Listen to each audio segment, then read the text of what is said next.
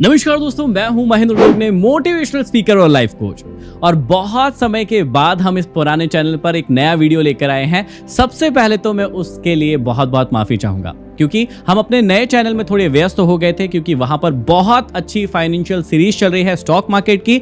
और I hope कि आप वो वाला चैनल भी फॉलो कर रहे होंगे, और यदि नहीं कर रहे हैं तो महेंद्र डोगने लाइफ कोच जो है हमारा नया चैनल है, आप उसे भी सब्सक्राइब कर लीजिए ताकि आपके जीवन का फाइनेंस सुधर सके।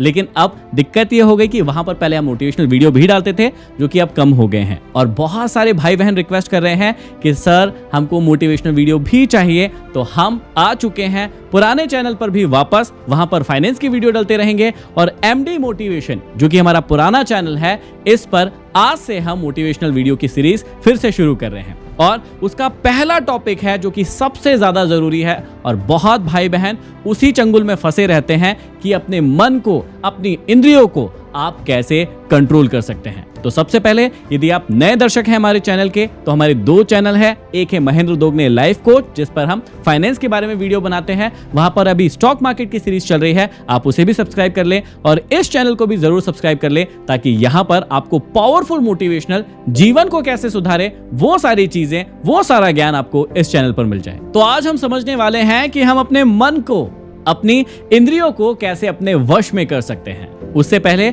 आपको सबसे पहले यह जानना होगा कि मनुष्य का जो बेसिक भाव होता है वो क्या है। मनुष्य का जब पैदा होता है उसके बाद बेसिक भाव होता है, उसके अंदर हमेशा इच्छाएं होती ही है, उसके अंदर हमेशा से ही वासनाएं होती ही है। मन को वश में करें, इंद्रियों को वश में करें, उससे पहले सबसे पहले आपको जानना होगा कि मनुष्य का जो बेसिक नियम है या बेसिक जो नेचर है वो क्या है। देखिए, हम जब पैदा होते हैं उसके बाद सबसे बेसिक जो नेचर होता है वो क्या होता है। एक बच्चे के अंदर आपने देखा होगा कि वो स्वार्थी होता ही है, उसके अंदर इच्छाएं होती ही हैं, उसके अंदर वासनाएं धीरे धीरे करके जब वो बड़ा होता है तो आती ही है। इसका मतलब क्या हुआ कि हमारे अंदर इच्छाएं भी हैं, हमारे अंदर स्वार्थ की भावनाएं भी हैं, और हमारे अंदर वासनाओं की भावनाएं भी हैं।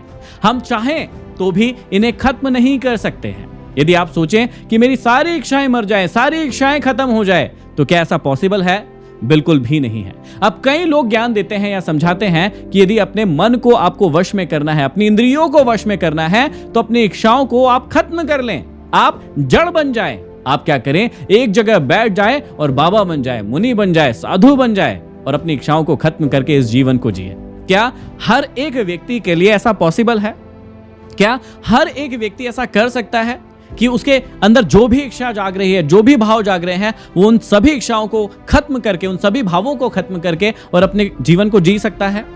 कुछ लोगों के लिए, चंद लोगों के लिए तो ये पॉसिबल है, लेकिन यदि आप बड़े पैमाने पर देखें, इस पूरी दुनिया के तौर पर देखें, तो ये बिल्कुल भी प्रैक्टिकल बात नहीं है। ना ही आप अपनी इच्छाओं को पूरी तरीके से खत्म कर सकते हैं, ना ही आप अपनी वासनाओं को पूरी तरीके से खत्म कर सकते हैं, और ना ही आप अपने स्वार्थ को पूरी तरीके से खत्म कर सकते हैं। कहीं ना कहीं इसके कुछ ना कुछ कण आपको हर इंसान के अंदर दिख ही जाएंगे, और इसका प्रैक्टिकल उदाहरण आज हमारे समाज में, हमारी दुनिया में है। आप सभी को पता है कि जितने भी लोग साधु संत बनते हैं, उनमें से कई सारे लोगों के अंदर कुछ अलग ही प्रकार की इच्छाएं होती है, जो कि हमारे समाज में हमेशा दिखती है। कुछ साधु संत अच्छे नजरिए से इस दुनिया में नहीं आते हैं, अच्छे व्यवहार के साथ नहीं आते हैं। मतलब वो बताते हैं कि उनका इंटेंशन कुछ और है, लेकिन बाद में हमें पता चलता है कि वो साधु, वो महात्मा, उनके अंदर भी वासनाएं थी, उनके अंदर भी वो इच्छाएं थी, उनके अंदर भी वो स्वार्थ था, और जो कि बाद में झलकता है। और फिर जो साधु समाज है, जो असली साधु समाज है, उसके ऊपर उंगलियां उठती है, उसके ऊपर दाग लगते हैं कि हर साधु संत ऐसा ही होता है,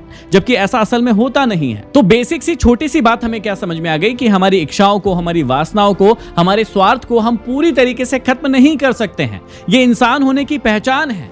यदि हम इंसान हैं तो ये भाव तो हमारे अंदर होंगे ही, लेकिन क्या हमें इन्हें खत्म करने के ऊपर काम करना चाहिए? बिल्कुल भी नहीं। ये सभी आते हैं हमारी इंद्रियों से, और इंद्रियों से यदि ये आते हैं, इसका मतलब इनका कुछ ना कुछ उद्देश्य तो है ही, हमें जीवित रखने के लिए। यदि स्वार्थ होगा ही नहीं तो व्यक्ति क्यों काम करेगा, किस लिए काम करेगा? यदि किसी व्यक्ति के अंदर 1% इच्छा नहीं है, उसकी सारी इच्छाएं मर गई है, तो ये दुनिया ग्रोथ कैसे करेगी, ये दुनिया सफल कैसे होगी? जिस सफलता की हम बार बार बात करते हैं, ये पॉसिबल ही नहीं होगा यदि स्वार्थ और इच्छाएं खत्म हो गई। तो फिर हमें ऐसा क्या करना होगा कि हम इस पे कमांड कर पाए, हमारे मन पे कमांड कर पाए, हमारी इच्छाओं पर, हमारी इंद्रियों पर कमांड कर पाए। तो उसका एक बहुत साधारण सा एक उपाय है। इसका साधारण सा उपाय यह है कि ना ही हमें इनमें लिप्त हो जाना है, मतलब पूरी तरीके से इनमें डूब जाना है, और ना ही इन्हें पूरी तरीके से खत्म करने की कोशिश करना है। हमें क्या करना होगा, हमें एक बीच का ऐसा मार्ग अपनाना होगा जहां हम अपने विवेक से, अपनी बुद्धि से काम ले, और वहां पर जहां पर लगे हमें कि यहां पर हमारा जीवन एक गलत उद्देश्य की ओर जा रहा है, गलत डायरेक्शन में जा रहा है, हमें अपनी इंद्रियों को कंट्रोल करने की जरूरत है, ये समाज के हिसाब से सही नहीं है, वहां पर हमें कंट्रोल करना होगा। और जहां पर लगता है कि यहां पर इन चीजों की आवश्यकता है, इन चीजों की थोड़ी जरूरत है, ऐसा भी होना चाहिए जीवन में, वहां पर हम इंद्रियों को थोड़ा भोग भी देंगे। जैसे मान लीजिए कि आपको कभी कभी बड़ा मन होता है कि मैं थोड़ा सा चटपटा खाऊं, कभी कभी बड़ा मन होता है कि मैं थोड़ा सा मीठा खाऊं। अब क्या हमेशा के लिए आपको मीठा बंद कर देना चाहिए? कई लोग कहते हैं कि शक्कर को पूरी तरीके से खाना बंद कर दो, या मीठा पूरी तरीके से खाना बंद कर दो, पिज्जा बर्गर खाओ ही मत। क्या आप सोच रहे हैं ऐसा पूरी तरीके से पॉसिबल है? बिल्कुल, बहुत सारे लोगों के लिए ऐसा पूरी तरीके से पॉसिबल नहीं है। कुछ लोग पूरी तरीके से अपनी इंद्रियों को मना के और सालों तक मना कर, तपस्या करके उसको रोक लेते हैं। बिल्कुल ठीक है, अच्छी बात है, कर लेते हैं, लेकिन क्या इन चीजों का थोड़ा थोड़ा आनंद भी नहीं लिया जाना चाहिए? बिल्कुल लिया जाना चाहिए, क्योंकि आप एक मध्यम मार्ग में जी के ही एक सही जीवन को जी सकते हैं। ना ही आपको किसी भी चीज को पूरी तरीके से खत्म करना चाहिए, और ना ही किसी भी चीज में अति करना चाहिए। अपने जीवन में एक ऐसा बैलेंस बनाना चाहिए कि आपको पता हो कौन सी चीज को किस समय करना है और कौन सी चीज को किस समय नहीं करना है। अब इसके लिए आपको एक छोटी सी बात को समझने की जरूरत है। मैं आपसे कुछ प्रश्न पूछता हूं और साथ में ही उनके जवाब भी दूंगा। सबसे पहले आपको मुझे बताना होगा कि हमारे जो पूरा शरीर है इसे कौन चलाता है? थोड़ा सोचिए, मैं बताता हूं। इस पूरे शरीर को चलाती है हमारी 5 इंद्रियां। जी हां, वही 5 इंद्रियां जो आपके मन को काबू में नहीं रहने देती है। क्या करती है? बार बार उथल पुथल मचाती है। तो ये जो पूरा हमारा शरीर है, इसको चलाने में सबसे बड़ा रोल अदा करती है हमारी 5 इंद्रियां। हमारी आंख, हमारे कान, हमारी नाक, हमारा मुंह, हमारा स्पर्श, हमारी जीवा, ये सारी इंद्रियां हमारी काम करती है, तभी हमारा ये शरीर चलता है। क्या अब इन सारी की सारी इंद्रियों को कंट्रोल में कर लें, इन्हें खत्म कर लें? ऐसा बिल्कुल भी नहीं है। अब दूसरा प्रश्न मैं आपसे पूछ रहा हूं, मुझे बताइएगा कि इन सारी इंद्रियों को कौन चलाता है? जवाब दीजिए, सोचिए। इसका जवाब है हमारी सारी इंद्रियों को चलाता है हमारा मन। अब मैं अगला प्रश्न पूछता हूं आपसे कि हमारे मन को कौन चलाता है? तो हमारे मन को चलाती है हमारी बुद्धि। हमारी बुद्धि ही होती है जो हमारे मन को चलाती है। लेकिन अब आपसे आखिरी सवाल पूछता हूं कि मुझे बताइए हमारी बुद्धि को कौन चलाता है? तो आंसर आएगा कि हमारी बुद्धि को चलाता है हमारा ज्ञान। जब हमारे अंदर ज्ञान होता है और अच्छा ज्ञान होता है तो वो हमारी बुद्धि में आता है।